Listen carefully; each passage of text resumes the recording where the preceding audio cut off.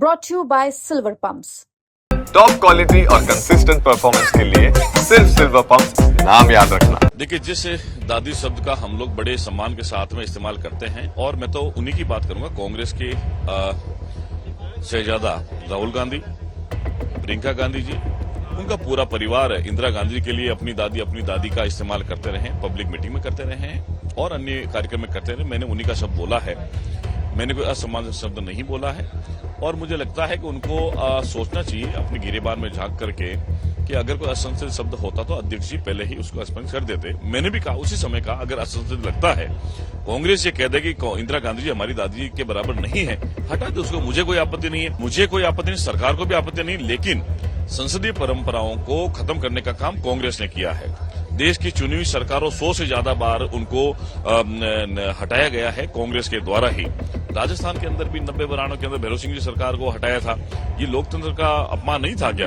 हमने भी दादी शब्द का इस्तेमाल किया है और हम सम्मान से कहते हैं आप दादी नहीं मानते, हम मानते हैं इंदिरा जी को दादी। उसमें आपत्ति क्या बात? राजस्थान सरकार में मौजूदा मंत्री अविनाश गहलोत के पूर्व प्रधानमंत्री इंदिरा गांधी के बारे में विधानसभा के अंदर दिए गए बयान को लेकर बवाल मचा हुआ है। मेरे साथ इस समय अविनाश गहलोत मौजूद है बीजेपी कार्यालय में। सर, आपका जो बयान था उसको विपक्ष जो है आड़े हाथों ले चुका है और कह रहा है कि जब तक वो एक्सपंज नहीं किया जाएगा तब तक गतिरोध बना रहेगा। देखिए, जिस दादी शब्द का हम लोग बड़े सम्मान के साथ में इस्तेमाल करते हैं, और मैं तो उन्हीं की बात करूंगा, कांग्रेस के शहजादा राहुल गांधी, प्रियंका गांधी जी, उनका पूरा परिवार इंदिरा गांधी के लिए अपनी दादी का इस्तेमाल करते रहे, पब्लिक मीटिंग में करते रहे और अन्य कार्यक्रम में करते रहे। मैंने उन्हीं का शब्द बोला है, मैंने कोई असम्मान शब्द नहीं बोला है।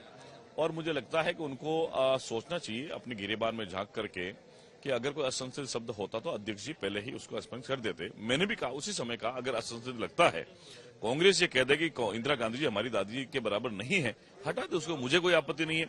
और इस संबंध में माननीय मुख्यमंत्री जी, भाजपा विधायक दल जो भी फैसला करेगा मैं उस पर काम करूंगा और वो जो कहेंगे मैं वो करूंगा। जी, आप सरकार में मंत्री हैं, अगर विपक्ष नाराज है आपकी बात से, क्या आप खेद व्यक्त करेंगे अपने बयान? देखिए, मैं सोचता हूं कि विपक्ष के पास में मुद्दा होना चाहिए किसी बात पर सक्षम स्तर पर बात करने के लिए। कांग्रेस के पास मुद्दा नहीं बचा। मुख्यमंत्री जी जिस तरीके से काम कर रहे हैं पिछले 1 साल से, चाहे राइजिंग राजस्थान के माध्यम से हो, चाहे राजस्थान को ग्रोथ रेट में आगे बढ़ाने की बात हो, इकोनॉमी को डबल करने की बात हो, रोजगार देने की बात हो, कानून व्यवस्था ठीक करने की बात हो, यहाँ बड़ी पेयजल योजना लागू करने की बात, ये जनहित से जुड़े मुद्दे हैं। इस पर कांग्रेस के पास में कोई विषय नहीं है बहस करने के लिए। उनको तो सिर्फ और सिर्फ चर्चा में रहना है। सरकार को कोई दिक्कत नहीं है अगर रिमार्क जो है वो एक्सपंज कर दिया जाए? मुझे कोई आपत्ति नहीं, सरकार को भी आपत्ति नहीं, लेकिन संसदीय परंपराओं को खत्म करने का काम कांग्रेस ने किया है। देश की चुनी हुई सरकारों 100 से ज्यादा बार उनको हटाया गया है कांग्रेस के द्वारा ही। राजस्थान के अंदर भी 90 बरानों के अंदर भैरव सिंह जी सरकार को हटाया था। ये लोकतंत्र का अपमान नहीं था क्या? हमने भी दादी शब्द का इस्तेमाल किया है और हम सम्मान से कहते हैं आप दादी नहीं मानते, हम मानते हैं इंदिरा जी को दादी।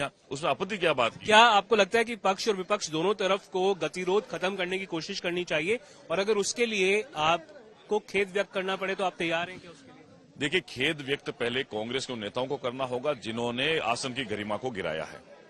आसन का सम्मान सर्वोपरि होता है, आसन निष्पक्ष काम करता है, सदन की परंपराओं के अनुसार। मतलब आप अगर कांग्रेस खेद व्यक्त करती है तो आप तैयार हैं? मुझे मेरा जो पार्टी का जो नेतृत्व कहेगा मैं वो करने के लिए तैयार हूं, और मैंने तो उसी समय कह दिया, अगर असंसदीय शब्द लगता है उसको इसमें कर दिया जाना चाहिए। 6 कांग्रेस के विधायक, जिनमें कांग्रेस के प्रदेश अध्यक्ष गोविंद सिंह डोटासरा शामिल हैं, उनको निलंबित कर दिया गया है।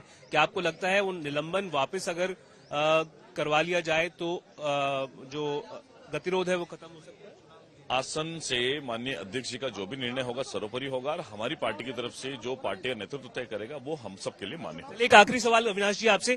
अविनाश जी, जिस तरह से सरकार ने बजट पेश किया, क्या आपको लगता है कि फोकस डाइवर्ट हो रहा है? क्या सरकार चाहती है कि बजट पर चर्चा हो? क्योंकि विपक्ष का यह आरोप है कि बजट पर चर्चा नहीं होने देना चाहती सरकार, इसलिए इस प्रकार की बात है। देखिए, मुझे लगता है पहली बार राजस्थान की विधानसभा के इतिहास में हुआ होगा कि महामहिम राज्यपाल के अभिभाषण पर नेता प्रतिपक्ष का भाषण नहीं हुआ है। ये कांग्रेस के अंतर्द्वंद का परिणाम है। कांग्रेस के नेता नहीं चाहते कि उनके नेता बोले।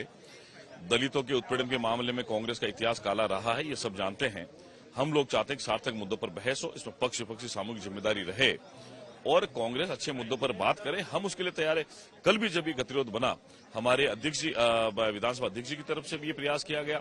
हमारे जो नेता लोग हैं, 3 मंत्री वहां जाकर उनसे प्रयास किया कि आप लोग आइए, बातचीत करिए, लेकिन वो अपनी जिद पर अड़े रहे, जो जिद कोई ठीक नहीं थी। लेकिन फिर भी जो अध्यक्ष जी और हमारे विधायक दल के जो नेता तय करेंगे, हम उस पर तैयार हैं। चलिए, ये थे अविनाश गहलोत, जिन्होंने विधानसभा के अंदर आपकी दादी वाला जो बयान दिया, उसके बाद भारी घमासान राजस्थान की राजनीति में मचा हुआ है और गतिरोध की स्थिति अब भी बनी हुई है। कैमरा पर्सन मनीष के साथ मैं देवंकुर वधावन, जयपुर।